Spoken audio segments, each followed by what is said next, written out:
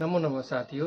तो आज हम जानेंगे बड़ौदा संस्कृत महाविद्यालय के विभागाध्यक्ष डॉक्टर रामपाल गुरु जी के माध्यम से कि ये ग्रंथ स्क्रिप्ट ग्रंथ लिपि क्या है, और जो पौराणिक समय में जो ऋषि महर्षियों एवं विद्वानों द्वारा जो लिखी गई थी ताम्रपत्र पे, पत्ते पे, जो कि आदि कालों से प्राचीन था और अभी भी है। तो आज हम उन गुरु जी के माध्यम से जानेंगे सरल से सरल भाषा में कि ग्रंथ लिपि एवं ग्रंथ स्क्रिप्ट क्या है। तो आइए हम जानते हैं। हम इसके मूल में जाते हैं कि आखिर ये प्रारंभ कहाँ से हुआ, किसने किया, कैसे किया और उसका क्रमिक विकास कैसे हुआ और आज वर्तमान की स्थिति क्या है और इसकी उपयोगिता कितनी है, अनिवार्यता कितनी है, प्रयोजना कितनी है, वो देखना चाहिए। इसमें दो शब्द हैं। वर्कशॉप तो ठीक है, कार्यशाला है, आप लोग नए हैं, स्टूडेंट हैं, आप लोगों को समझ में आएगा कि ग्रंथ स्क्रिप्ट माने ग्रंथ लिपि क्या होती है, कैसे संबंध किया। लिप धातु से लिपि शब्द बना है, एक पदार्थ कित से, और लिपि शब्द लिपि शब्द दोनों शब्द मिलते हैं और बाद में लिपि शब्द भी मिलता है। लेकिन ये लिपि शब्द, इसका नाम लिपि ही क्यों किया गया ये जानना चाहिए। तो लिप धातु है जो, उसी में चूंकि इत होने के कारण उसको इदित्वात नुम होता है और नुम को यरुनास के अनुनासिकोवा से मकार हो जाएगा तो लिम्प बनेगा और वर्तमान काल में लिम्पति। तो आपने देखा होगा प्राचीन, अभी भी मिलता है ग्राम क्षेत्रों में, कि लोग अपने घर को गोबर से लेपन जो करते थे उसको लिम्पति अर्थ में प्रयोग करते थे। तो लिम्पति का अर्थ ये हुआ कि उसमें तरह तरह का एक रेखांकित भी किया जाता था, फूल इत्यादि बनाए जाते थे, उसमें तरह तरह की शोभा के आधायक बनाते थे। वो लिम्प धातु माने लिप धातु है, जो कि वो लिम्पति भी बना और लिपि शब्द भी उसी से बना। प्रश्न यहाँ ये है कि ये प्रारंभ लिपि में कब से आया। तो पाश्चात्य विद्वानों ने ये लिखा कि अमुक जगह से आया, अमुक जगह से आया, इसको लैटिन भाषा में ये कहा, अमुक में ये कहा और फ्रांस में इसको ये कहते हैं। लेकिन जब आप देखेंगे तो मुझे ऐसा लगता है कि अभी हम लोगों ने पढ़ना बंद कर दिया है, अध्ययन कम कर दिया है। नहीं तो आपको पता लगेगा, नारद स्मृति में एक श्लोक और लिपि के लिए उन्होंने लिखा भी है, मैंने उसका उदाहरण किया था। न करिष्यति यदि ब्रह्मा लिखितम चक्षुरुत्तमम तदेयमस्य लोकस्य न भविष्यत् शुभां गति। इस श्लोक को उन्होंने लिखा। इसी का आधार मान करके अत्रि स्मृति में श्लोक इसी से संबंधित मिलता है। कहा यह गया कि जब सृष्टि हुई तो ये चतुर प्रकार की जब सृष्टि हो गई तो इनके सबके संवाद योजना कैसे होगी और एक दूसरे को भाव प्रकट करने के लिए माध्यम क्या होगा। वहां टीकाकार लिखते हैं, तो उन्होंने कहा कि ध्वनि शब्द है ना, जो ध्वनि दो तरह की होती है। एक होती है व्यक्त ध्वनि और एक होती है अव्यक्त ध्वनि। व्यक्त ध्वनि ये है जो हम लोग बोल रहे हैं बैतरी भाषा में। अव्यक्त ध्वनि ये है कि ऐसे हम लोग करते हैं, उसमें शब्द का स्पष्ट नहीं होता है। तो वहाँ जड़ और चेतन के लिए ध्वनि में भी भेद किया गया। इसलिए अभी आप देखेंगे पशु वगैरह को आप यदि टकोर करेंगे ना, टंकर करेंगे तो तुरंत मुड़ करके देखता है और आप इशारा करेंगे तो समझ भी जाता है।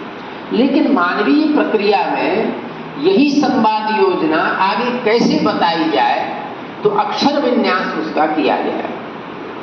जब अक्षर विन्यास किया गया तो सर्वप्रथम अक्षर आ कैसे था, का कैसे था, तो ठीक है शिक्षा ग्रंथों में उसका उच्चारण का क्रम दिया कि कैसे उच्चारण करना है, लेकिन बनाने का क्रम आपको कहाँ से मिला। यदि आप विचार करेंगे तो अंग्रेजी में जिसको आप ए कहेंगे उसी को हिंदी में आप आ ऐसे लिखेंगे, लेकिन तमिल में आप ऐसे करके लिखेंगे, कन्नड़ में आप ऐसे करके लिखेंगे, गुजराती में दूसरे क्रम से लिखेंगे, मराठी लगभग यही लिपि है, हमारी देवनागरी लिपि है। तो इन सारी लिपियों में ये प्रचार कैसे हुआ कि इस अक्षर को इसी क्रम में बनाना चाहिए। इस क्रम के लिए संस्कृत के, ये तो बहुत लंबा चौड़ा विषय है, वो बात की बात है कि वो अक्षर को जैसे उच्चारण हुआ, जैसे उसका उच्चारण हुआ तो उसका मूर्त रूप बनाया गया। अमूर्त रूप में शब्द था, केवल ध्वनि रूप में, ध्वनि में शब्द था लेकिन उसका मूर्त रूप नहीं था। मूर्त रूप करने के लिए ये सर्वप्रथम जो प्रयास किया गया वो किया ब्रह्मा ने, और इसीलिए ब्रह्मा के द्वारा जो क्रम किया गया उसका बहुत लंबा चौड़ा है। इन्होंने 2-3 मिनट कहे थे, 2-3 और ले लूंगा। उस बार बीसी साहब कह रहे थे 2-3 आदि क्रम का आकार कैसे बनाया गया, और इन आकार वगैरह ककार वगैरह को इसी रूप में लिया गया। जब आप इसको रूप में लेंगे ना, वो लिपि बन जाएगी। जब आप साउथ के उसमें तमिल में लिखेंगे आ को, तो कह देंगे तमिल की लिपि है, अमुक की लिपि है। लेकिन ब्राह्मी लिपि जो थी, उसी को जैन में ऋषभ देव की एक जो लड़की थी उसका नाम था बम्बी। अब आप ताज्जुब करेंगे, लोग समझते हैं कि ब्राह्मी लिपि का अपभ्रंश शब्द बम्बी है, ऐसा नहीं है।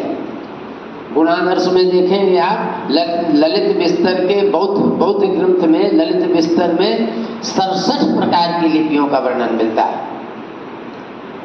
तो वहां वो लिखते हैं कि ये जो जैन परंपरा में आया ना, तो बम्भी लिखते हैं। बम्भी का मतलब वो लोग समझ लेते हैं कि शायद ब्राह्मी लिपि का अपभ्रंश शब्द है। बिल्कुल नहीं है। ऋषभ देव की लड़की को बिल्कुल कुछ भी समझ में नहीं आ रहा था, तब उस समय उन्होंने जो लेखन की प्रक्रिया उसको बताई ऋषभ देव ने। आप जैन के ग्रंथों को पढ़ेंगे तो पता लग जाएगा।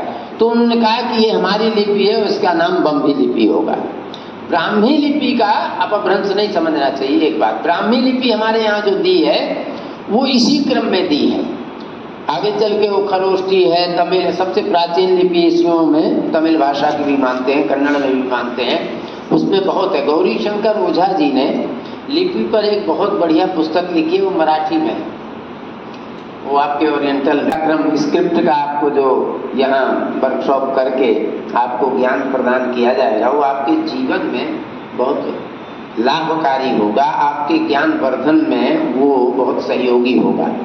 इसलिए बहुत चीज़ें पंडा साहब ने जो, आप इस वर्कशॉप को की संस्था, इस प्रकार के इंस्टीट्यूशन में जाकर के आपको मौलिकता पता लगेगी। हमारी प्राचीन पद्धति क्या है, प्राचीन परंपरा क्या है, ग्रंथ लेखन का सिस्टम क्या था, लिपि किस प्रकार का उपयोग होती थी, और उस समय भी, हालांकि उसमें तो अत्रि स्मृति में यहाँ तक लिखा है कि अक्षरों को पत्तों में लिखा गया था। फिर ये देखा गया कि पत्र कौन से हैं जो बहुत समय तक चलते हैं। बहुत अच्छा उसमें टीकाकार ने भी लिखा। आप लोगों को एक सबसे बड़ा सौभाग्य, जैसा वो कह रहे थे, बहुत बड़ी अपॉर्चुनिटी है कि आप इसी विश्वविद्यालय में पढ़ करके और इसी विश्वविद्यालय के इस प्रकार के इंस्टीट्यूशन से। तो धन्यवाद। आप सभी को अच्छा लगा तो लाइक करिए, सब्सक्राइब करिए एवं शेयर करिए। आपके पास शास्त्र संबंधित कोई भी प्रश्न हो तो आप हमें कमेंट बॉक्स में बताइए, हम उसका निवारण करेंगे। धन्यवाद।